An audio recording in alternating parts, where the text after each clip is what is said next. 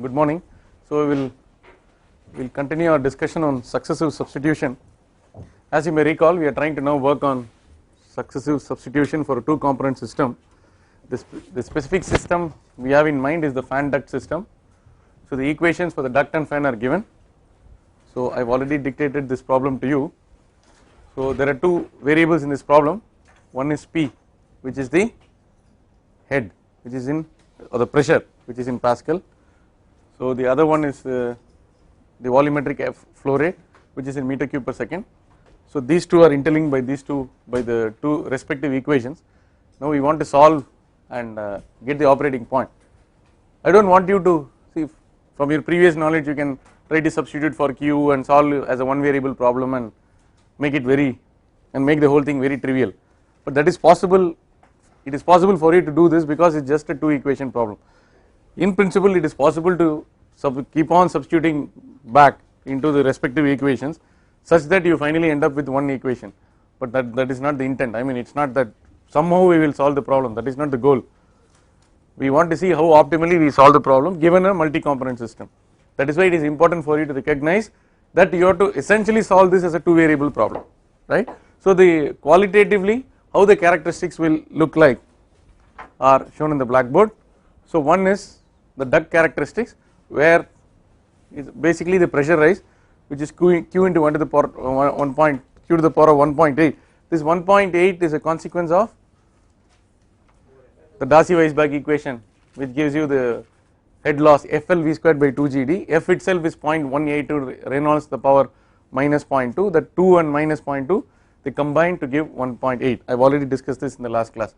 The fan curve will essentially go like this, right. The pressure and the discharge will be related by this, right. So if you want lot of discharge, then you cannot have high pressure rise which is accomplished, but if you want a high pressure rise, then you have to compromise for a lower discharge, okay, because there is a finiteness to the capacity of the pump. All right, now we want to find out where these two curves intersect. In fact, they intersect at the point A. What are the coordinates of the point A, right? So we can use the information flow diagram. We first draw the information flow diagram. So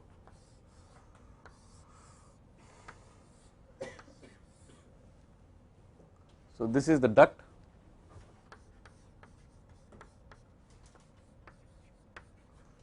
It is possible for you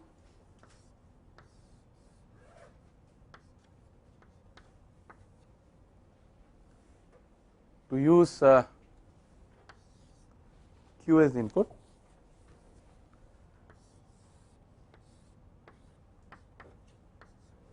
and get P as the output, and for the fan give the P as the input and get Q as the output. Okay, this is A.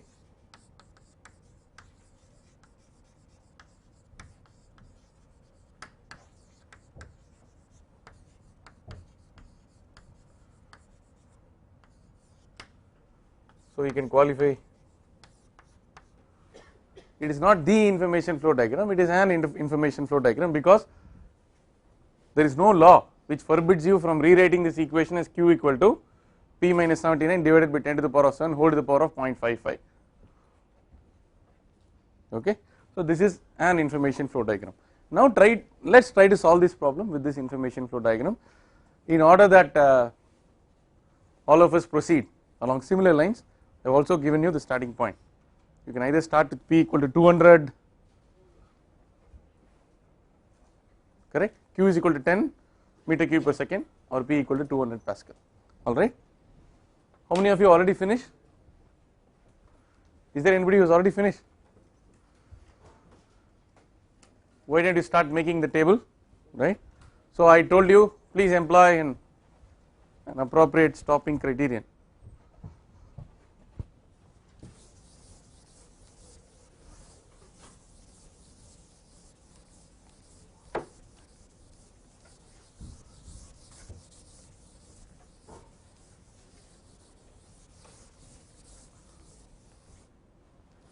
Let this be there.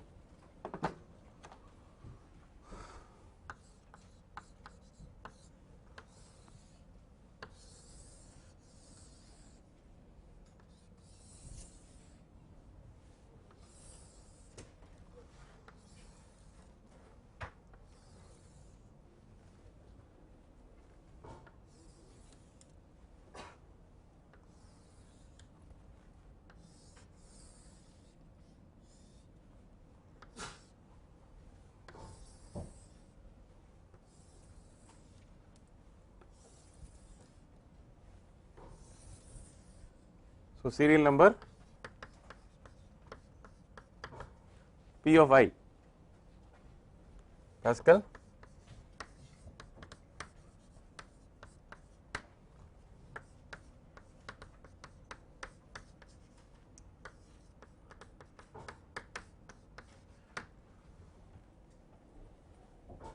sorry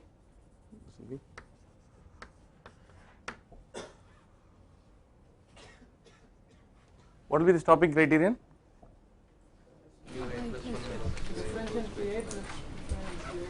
Huh? But the units are different, right? Is it okay? Okay, we will start with this. Let's say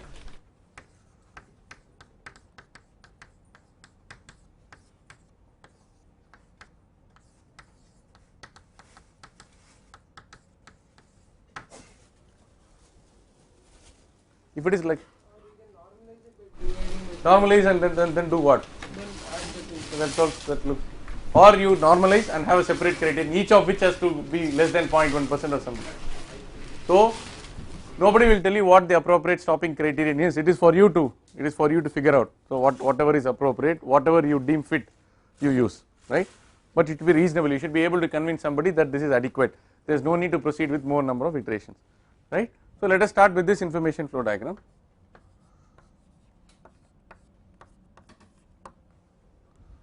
So should we start with 200? Okay.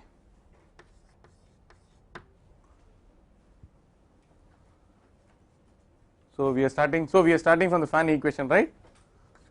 So we are starting here. So it is 200. You can substitute here. You can get the value of Q. What are you getting? 12.08. That's okay. So with Qi you are getting Pi plus 1.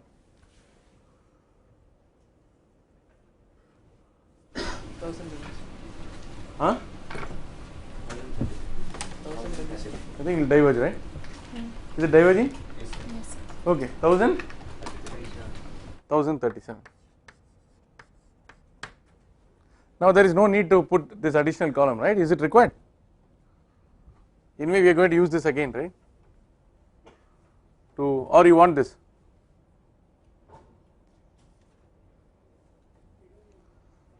Now I can start with 1037 here, right? 1027, okay. So I will cancel this.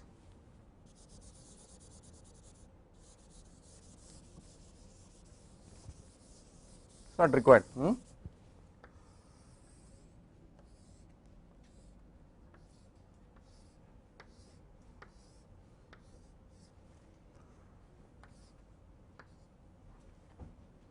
Yeah, it will give some.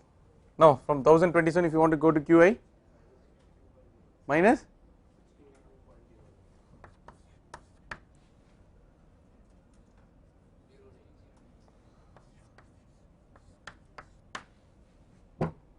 it's gone. Okay, so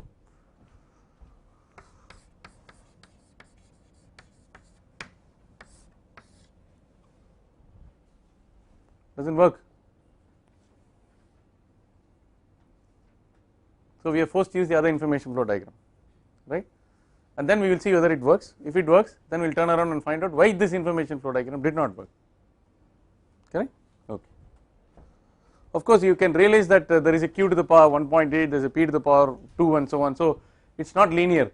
So it is non-linear, and apart from this power you also have minus sign and all that.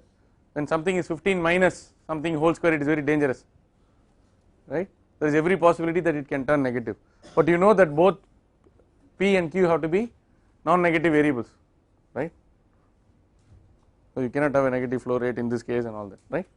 So therefore it is meaningless to have negative numbers, negative values. So the solution has diverged.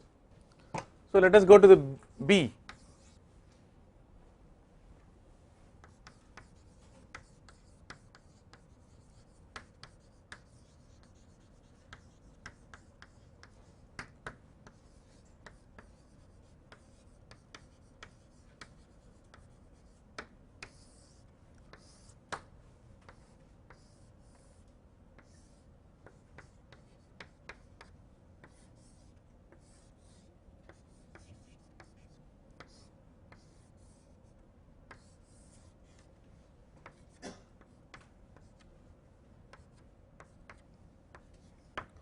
Yeah, now tell me.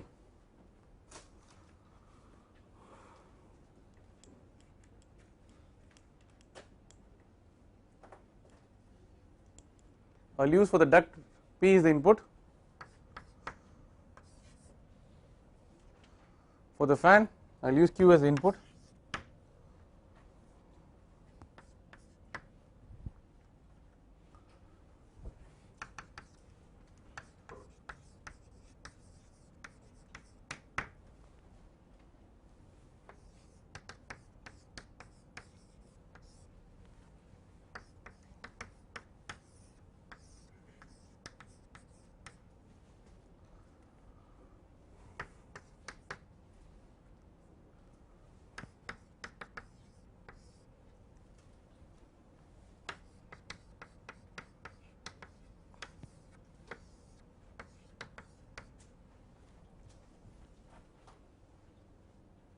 is it okay?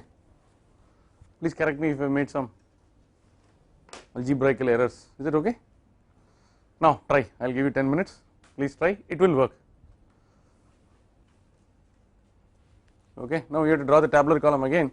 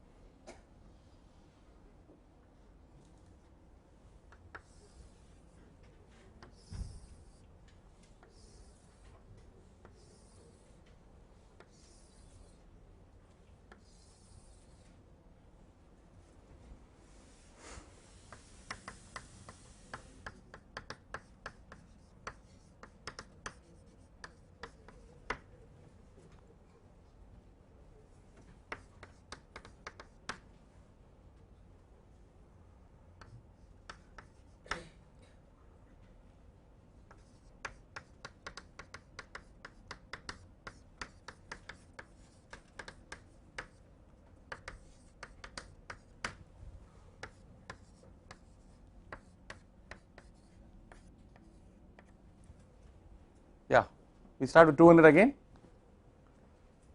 So what is Q? Huh? 3.8. PI? 394.4.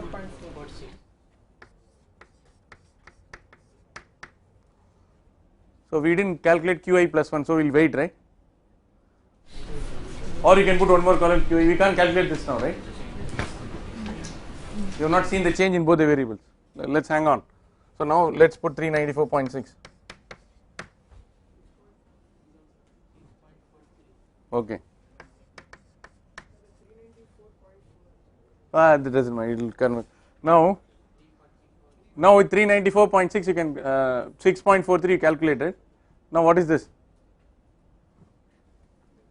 Please calculate that. Yeah, don't be lazy, I mean, so. Huh? 1 second. The error is 344? That is the next one. Huh? 37,500. Oh, too much, man. Ah. Yeah, go ahead, you have a doubt. Ah. Instead of the var cube is we had 3, right? So we have changed that and we have changed the equation, starting equation. Yeah, doesn't matter.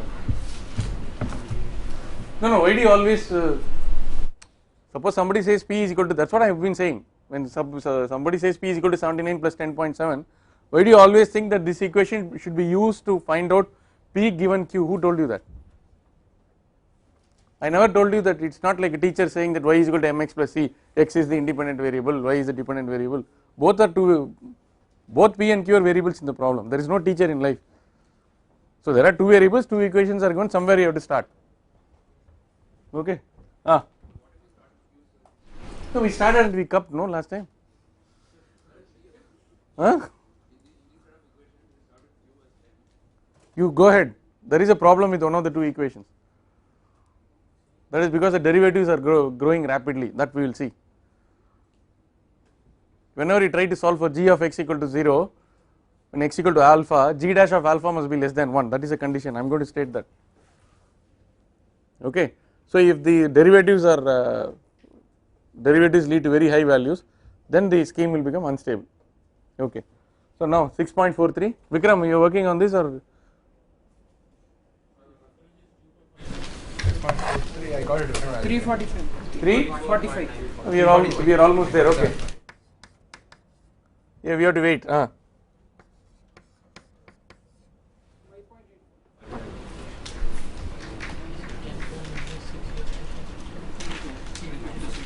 you should tell me this.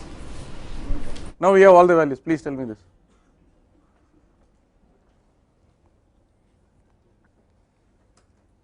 I want all of you to get this, right?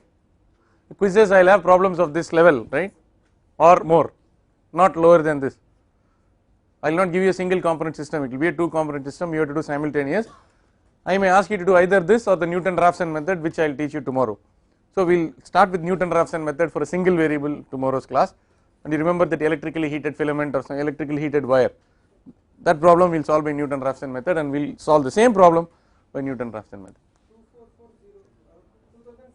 2440.7.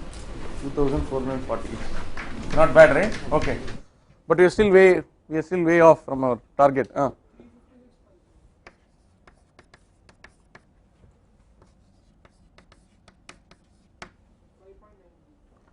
think we are almost there. Now you tell me, Abhishek, tell me. Norm should have a square root. Don't we? You can take the root of whole thing and say it is norm. It's called the L2 norm. It's always a square. It's a square. If it's a square root, it's called RMS. It's called a norm. Norm will always have a square. You can go for the 4th power also if you want. I have no problem. But 4th power means it will be, you have to take the appropriate stopping criterion. Yeah. Error is coming down rapidly. 124. Oh. Yeah. Go ahead.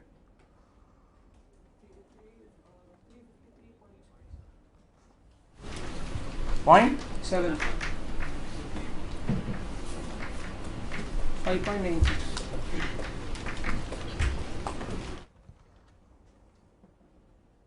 See the way it is rapidly converging.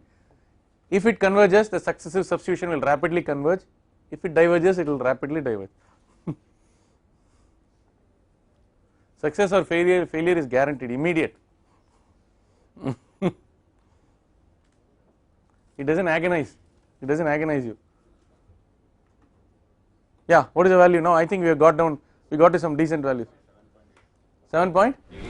Okay. Now proceed. I think I put one more.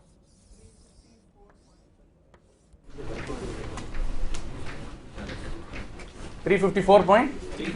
Okay. We'll put 354.3 here. 5.966667. No, I'll put 5.97. We are there almost. What is this guy?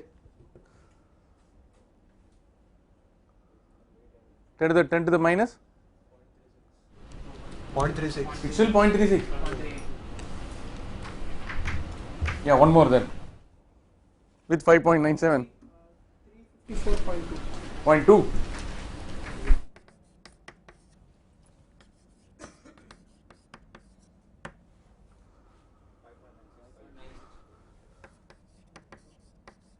Time to stop, Point. So we should have some realistic expectation. If you put 10 to the power of minus 8, and you should not commit suicide. I mean, you put 10 to the power of minus 8, it won't. Okay, otherwise you should program it, and you should not round off to the second decimal and have 10 to the power of minus 6, right?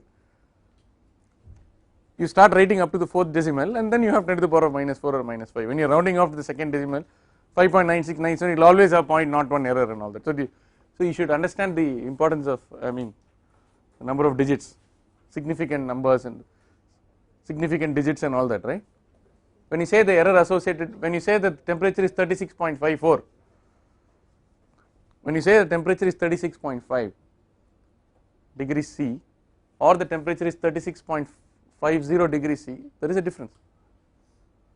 When you say if the temperature is 36.50 degrees C, you are declaring that you know for sure that the second decimal place is also 0. That means you have an instrument which can resolve that. Therefore, when you are having an instrument which can resolve only 0.1 degrees centigrade, you are taking the temperature measurements repeatedly. Once you get 36.5, once you get 36.4, once you get 36.2 and all that, and you take 10 or 15 readings and average, we should not write the average as 36.546. The instrument cannot measure that. The average may be a number which has got 3 decimal places, but common sense tells you that you have to round it off to the value which is normally shown by that thermometer. So this is engineering, right? There is no, just because your calculator gives 4 numbers, you should not put 4 numbers. 36.5454, if you want to design a thermometer which will be so exact, you will get PhD. So that is you cannot design. Alright, okay, so that is the importance of. Now okay, this information flow diagram works, so we are happy, we can go home, not yet, 27 more minutes. So, but now we'll have to figure out why one information flow diagram works and why one information flow diagram doesn't work. Apart from silly things like whether I take the wrong information flow diagram in the quiz or exam, or let's leave all that, okay. Even in this case, even if you go to the incorrect information flow diagram, in the sense that you go to the information flow diagram which does not converge, you know that immediately within 2 iterations it does not converge, you will go back, so the wastage is only 5 minutes, okay. Now let us examine from a numerical point of view why that the other information flow diagram did not work. So everybody is through with this, okay. So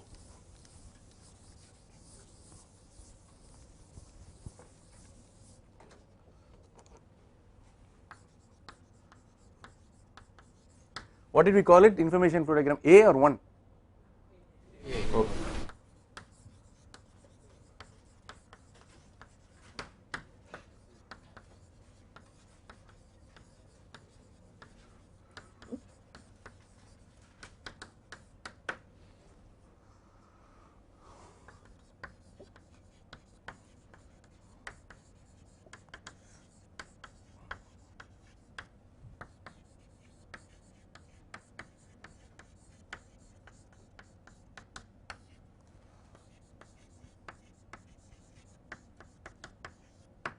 So if you are trying to get the roots of the equation x equal to 0 around x equal to alpha, the goal is basically g of alpha must go to 0, right?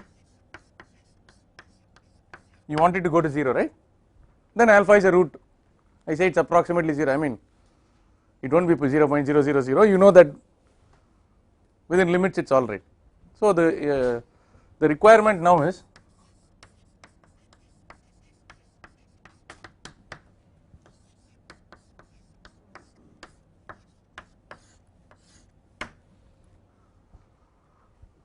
I can do a Taylor series expansion and then take an example and show you why when g dash of alpha is greater than 0 the whole thing will diverge, but this is not a course in numerical methods. Even so, for the sake of completeness, I am just trying to give you an idea of some people who are perplexed and some people who are bamboozled as to why one information flow diagram is working, the other is not, basically because the culprit is because of the nonlinear powers. Now we will go back and see for the information flow diagram A, for the chosen initial condition where the derivative is indeed greater than 1, shall we do that? Let us do a quick exercise for 5 minutes, and then in the meantime I will put these numbers on Microsoft Excel and I will show you the operating point on Excel. While I work with this, you guys will work with that, right? Take the information flow diagram A and get dou R by not dou P by dou Q and dou Q by dou P at the initial guess whether it is 200 or 10 meter cube per second, and see whether you are able to get it. Let it be there. Let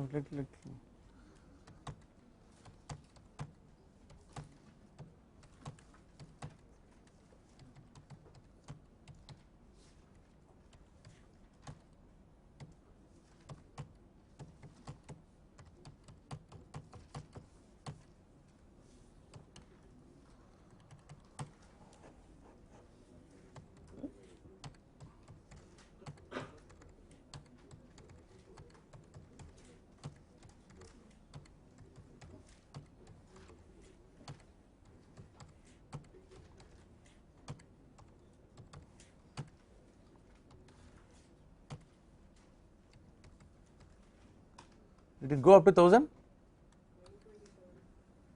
That is very dangerous, no?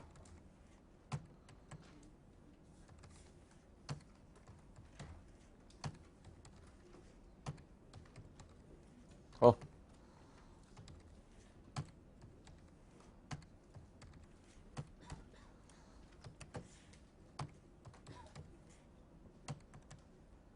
I put some numbers which are reasonable.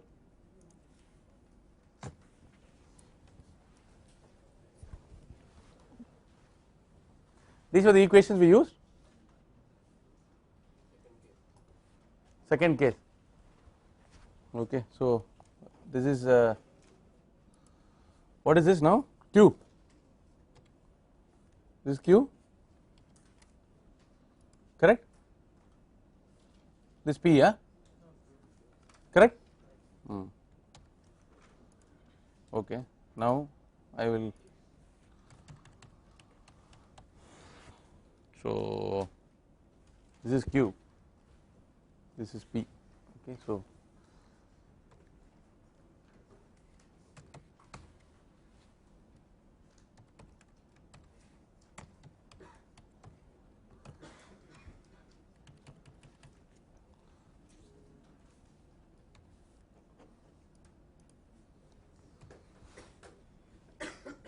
is it 0.5555, what is it? Too many fives, huh? Okay.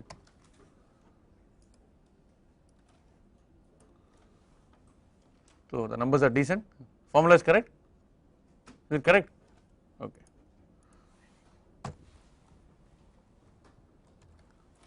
15 minus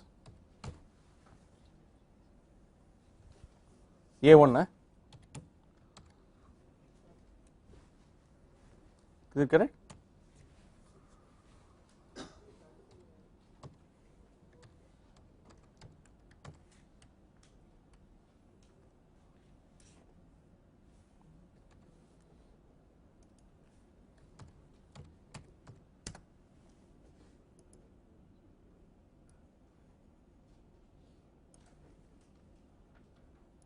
Okay, now what is the big deal?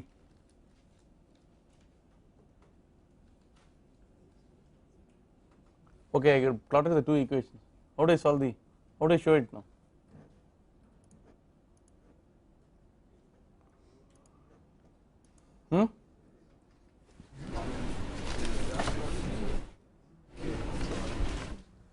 I should use again this equation. From A1 I should be able to get the P, right? From A1 I should be able to get the Q. What is A1 is P. Q. Huh?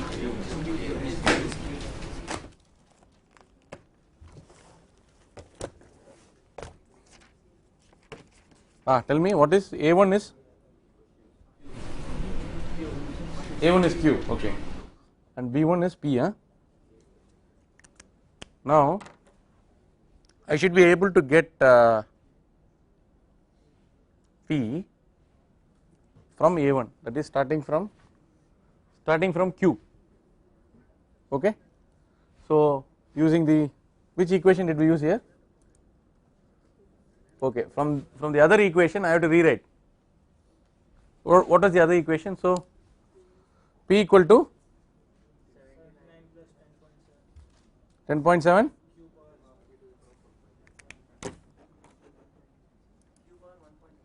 okay.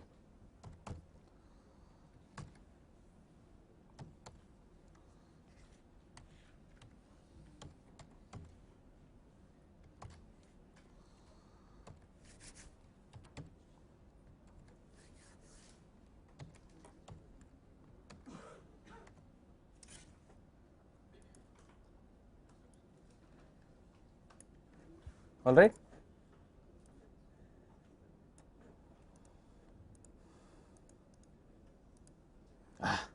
What happened?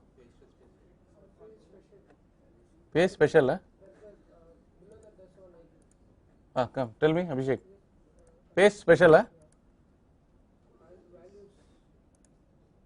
Done? Okay. Okay. Now, what is this?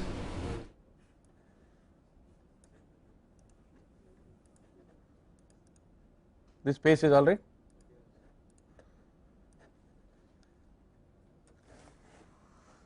let us do. So there we go. Okay. Should we make it bigger? Okay.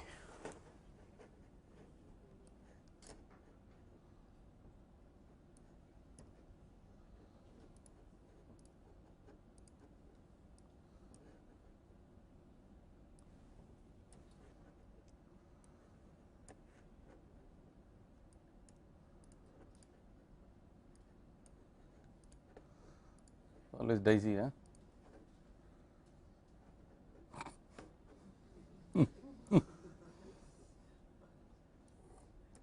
Okay, so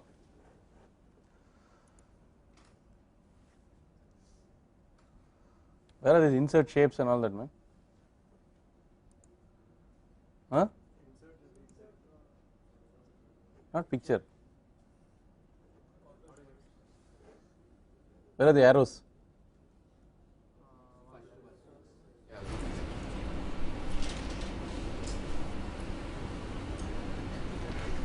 What is that?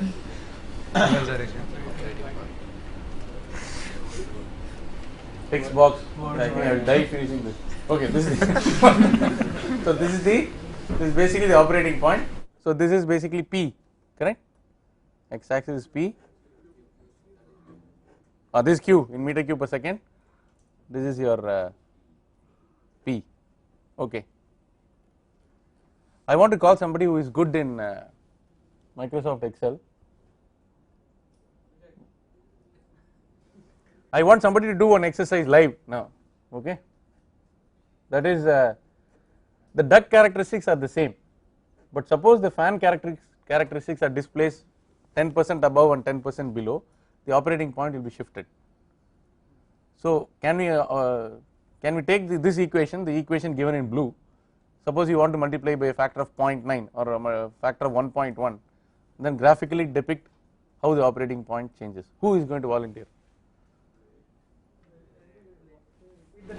Can we draw two more curves? Can we draw two more curves on this? Yes. With the same value of with the same x-axis values. I want to generate two more fan curves for the same duct curve, and they are related to the original fan curve. Are you getting the point? This curve, if it gets shifted here, what happens to the operating point? We know that it goes up. Just graphically seeing that. Can somebody do it, or we'll just give up and go to the next problem? Give up. Okay, that's good. That's the spirit. Okay, so this is how you do it on. This is how you do it on Microsoft Excel. There is no need to save the work. We can always generate the work. Okay, so more than two variables, it's difficult to show. Okay, you are supposed to answer one question. What happens with G dash of alpha? Okay. So this is the solution to the problem.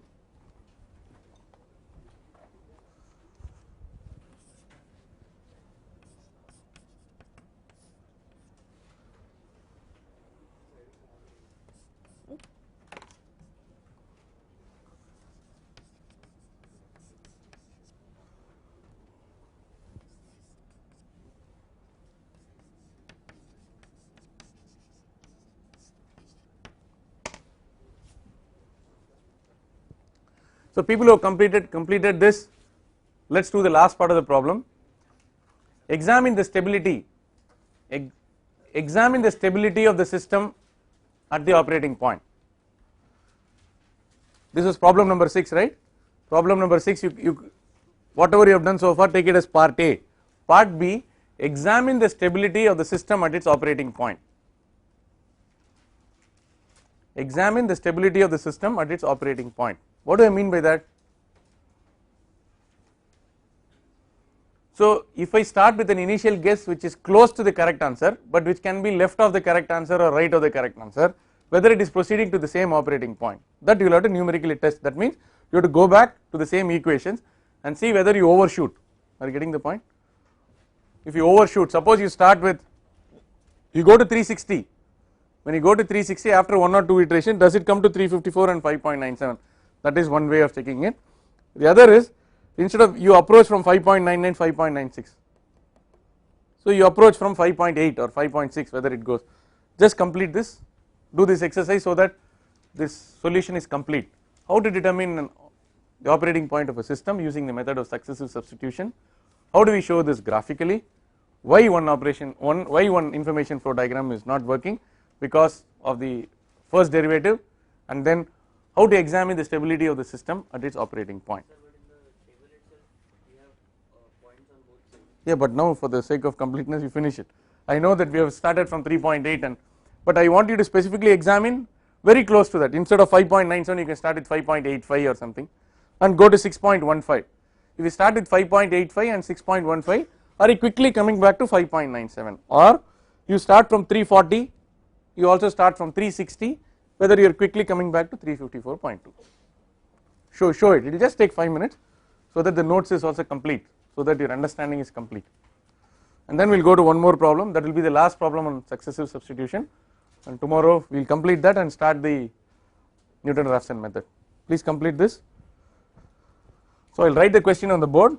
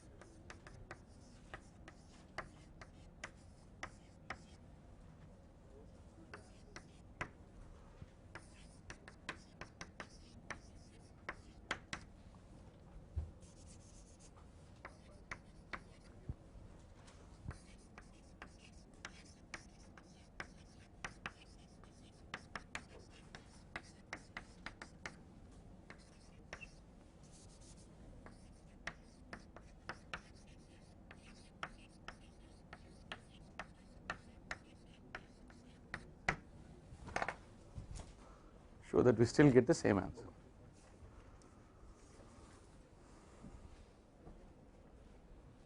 Done?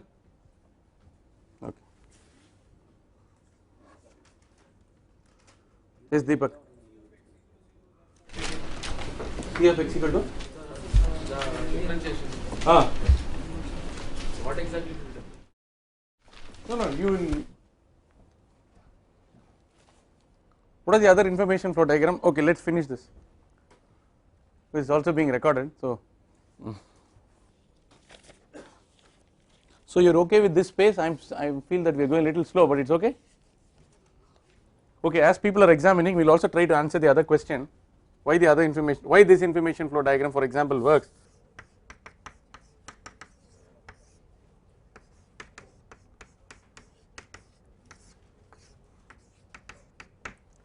So what is your dou p by dou q, or dp dq, right?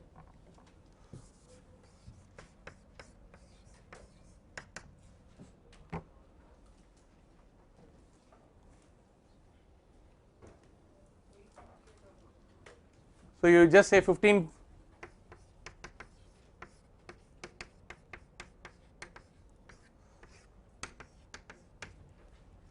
into -1, right? That is it.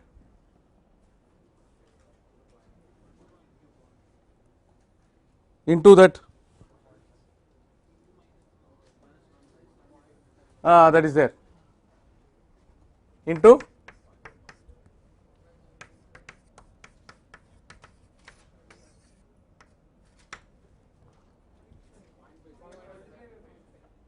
which is multiplied, yeah, is this coming? Please evaluate this.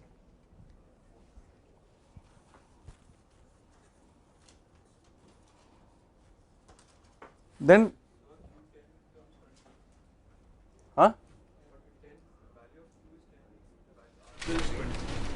Yeah, you have to take q at the initial starting 26, okay, let us see. Then dq by dp, there should be only one value for this. Second one is 017. So the first one, Q you take it as 10 or you take Q as 3.8? Do you assume the initial conditions you have given or? no, initial condition is what did we assume starting point? If u is p is equal to 300, then this q must be equal to that whatever you get from that. Yeah, one of the two initial conditions you have to use. Okay. Now if you do this, what are you getting? The other one is 0.01. Okay. So one of the derivatives is very small compared to one, it will not grow. The other one is trying to create some mischief, but eventually after a few iterations they will reach some balance. But if you look at the other information flow diagram, I think you get very large values for both the derivatives. I got some 119.8 or something. Okay, it's very high values. So that is, this is not an exact mathematical justification of why it is not working. This is a, but this gives you an understanding. This gives an approximate understanding of why certain information flow diagrams will not work. As you know, because p and q are continuously changing, with every iteration these things will fluctuate. It's highly non-linear and so on.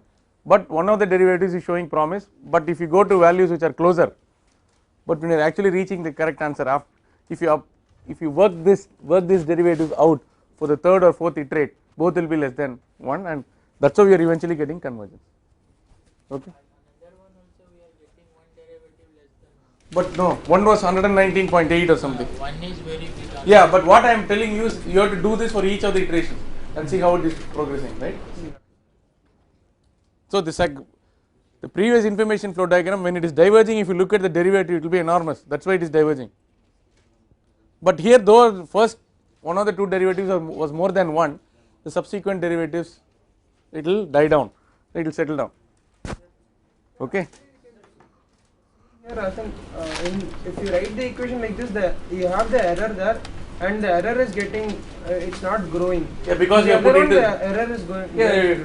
See, actually, already there is a already we screwed the system by not allowing the errors to propagate, because you are raising something to the power of 0.5. When you raise something to the power of 1.8 or 2, I mean mischief is guaranteed, unless you are so smart that you start at 354, you start at 354 Pascal and 5.97 meter cube per second, then you can use it. I do not know whether the other information flow diagram works when you start very close to the initial, when you start very close to the true value, right. So that is why, so this is a good exercise in the sense that it tells you how to rewrite the governing equations in such a way that even when you are way off from the final answer, because you are raising something to the power of 0.55, so there is, it constrains or it bounds the errors. Are you getting the point? So you can work out, you can qi and qi plus 1 and delta q, I mean the error how it propagates, you can write it mathematically, and this is why this information flow diagram works, whereas the other information flow diagram does not. Okay. So it is already 10:57, we will close. Tomorrow we will solve another interesting problem. Your truck is going up the hill. So again there are two characteristics, there is a load characteristic, the other one is the engine characteristic. So these two have to meet and you have to get the operating point of the truck. So we will solve this using successive substitution and proceed to Newton-Raphson method.